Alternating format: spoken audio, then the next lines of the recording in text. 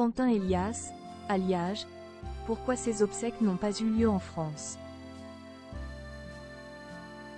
Il a connu le succès des boys bands dans les années 90 au sein du groupe Liège.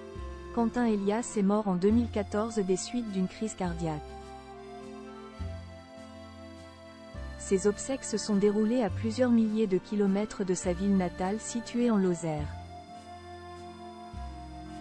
Il s'appelait Akasha Faisal Guedouche et était né de parents algériens.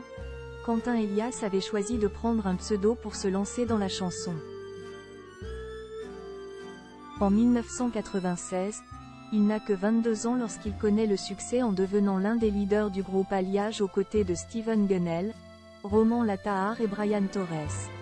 Pendant 3 ans, il va vivre la folie des boys bands. Un véritable raz de marée dans la vie du jeune homme né à Main dans Lozère. Entre plateaux télé, concerts et séances de dédicaces avec des fans hystériques, la vie de Quentin Elias va connaître un tournant. Passionné par la danse, il va s'épanouir sur scène mais le succès n'aura qu'un temps. En 1999, c'est la fin d'un rêve et le jeune homme décide de s'expatrier aux États-Unis.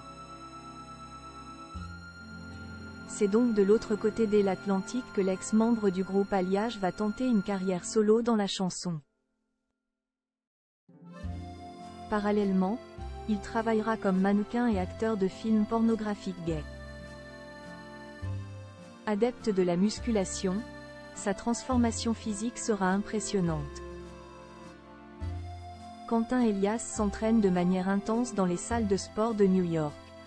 C'est dans cette ville qu'il a élu domicile à partir de 2002. 7 ans plus tard, le magazine Tellement Vrai sur Énergie 12 lui consacrera un reportage. Les téléspectateurs découvriront son quotidien dans cette ville des États-Unis qu'il qualifiait de meilleure ville du monde. C'est également à New York qu'il sera retrouvé sans vie, le 25 février 2014, à l'aube de ses 40 ans dans son appartement de Staten Island, victime d'une crise cardiaque. Mort de Quentin Elias, des funérailles organisées à New York. Quentin Elias était tombé amoureux de New York qui était devenue sa ville de cœur. C'est donc tout naturellement que ses proches ont décidé d'organiser ses funérailles là où il se sentait le mieux dans les dernières années de sa vie. Comme le rapportait Télé 2 Semaines en 2014, les obsèques de l'ex-leader du groupe Liège se sont déroulées le 4 mars en présence de la mère du chanteur et de sa sœur, Nina. Des amis avaient également fait le déplacement et un avis de décès avait été publié sur le site du New York Times. Enfin, un livre d'or, ouvert sur legacy.com, un site funéraire qui dépend du New York Times, a permis aux fans de laisser un message d'adieu à l'ex-star et de lui rendre hommage.